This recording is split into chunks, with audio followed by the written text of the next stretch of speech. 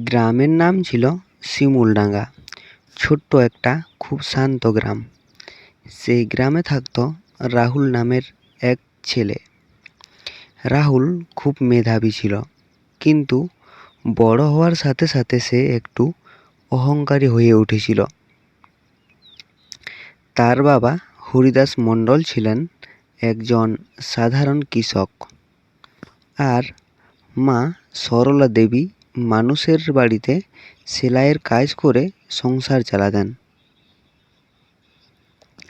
রাহুল ছোটবেলা থেকেই পড়াশোনায় ভালো ছিল।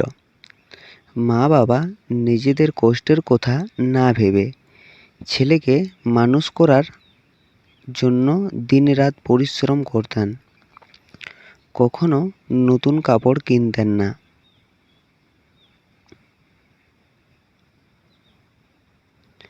ভালো খাবারও খেতেন না। সব কিছু ছেলের ভবিষ্যতের জন্য জমিয়ে রাখতেন। একদিন রাহুল শহরের কলেজে পড়ার সুযোগ পেল। মা আনন্দে কেঁদে ফেললেন। বাবা নিজের একমাত্র গরুটাও বিক্রি করে ছেলের ভর্তি ফি জোগাড় করলেন। শহরে গিয়ে রাহুল ধীরে ধীরে বদলে যেতে লাগলো। নতুন বন্ধু, নতুন জীবন, সব কিছু তাকে অন্যরকম করে দিল। সে গ্রামের কথা, মা বাবার কষ্ট সব ভুলতে শুরু করলো। মা মাঝে মাঝে ফোন করে বলতেন, বাবা ঠিক মতো খাচ্ছিস তো? রাহুল বিরক্ত হয়ে বলতো, আচ্ছা মা, পরে কথা বলছি, এখন ব্যস্ত আছি। এভাবেই কয়েক বছর কেটে গেল। রাহুল চাকরি পেল বড় কোম্পানিতে। এখন সে শহরের বড় ফ্ল্যাটে থাকে, কিন্তু মা বাবাকে নিজের কাছে আনার কথা কখনো ভাবেনি। এক বর্ষার রাতে গ্রামের বাড়িতে হরিদাস বাবুর হঠাৎ খুব শরীর খারাপ হলো। সরলা দেবী বারবার রাহুলকে ফোন করলেন, কিন্তু রাহুল অফিসের পার্টিতে ব্যস্ত ছিল, ফোন ধরল না। পরদিন সকালে প্রতিবেশীর কাছ থেকে খবর পেল তার বাবা আর নেই। খবর শুনে রাহুলের মাথায় যেন আকাশ ভেঙে পড়ল। সে দৌড়ে গ্রামে এলো। বাড়িতে ঢুকতেই দেখল মা এক কোণে বসে কাঁদছেন।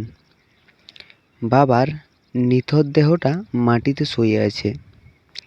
রাহুল বাবার পায়ে কাছে বসে হাউ হাউ করে কাঁদতে লাগলো। তার মনে পড়তে লাগলো কিভাবে বাবা রোদে পুড়ে মাঠে কাজ করতেন, কিভাবে মা না খেয়ে তাকে পুড়িয়েছেন।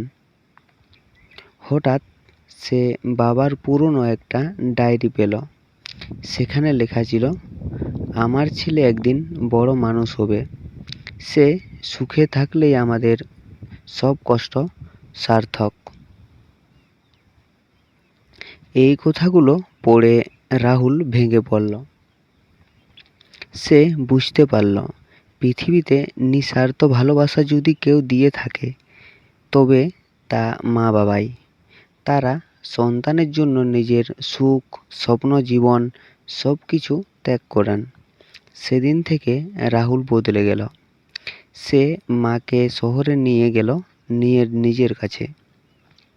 মায়ের যত্ন করতে লাগলো নিজের সন্তানের মতো, আর সবাইকে বলতে লাগলো, মন্দিরে ভগবান খুঁজে লাভ নেই, জন্মদাত্রী মা আর পরিশ্রমী বাবাই আমাদের আসল ভগবান।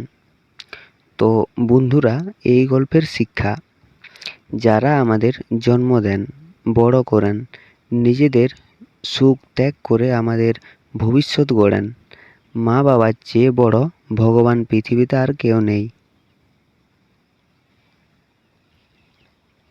তো বন্ধুরা, আমার এই গল্পটি আপনাদের যদি ভালো লেগে থাকে তাহলে অবশ্যই গল্পতে লাইক করবেন এবং ছোট্ট চ্যানেলটিকে সাবস্ক্রাইব করে পাশে থাকবেন।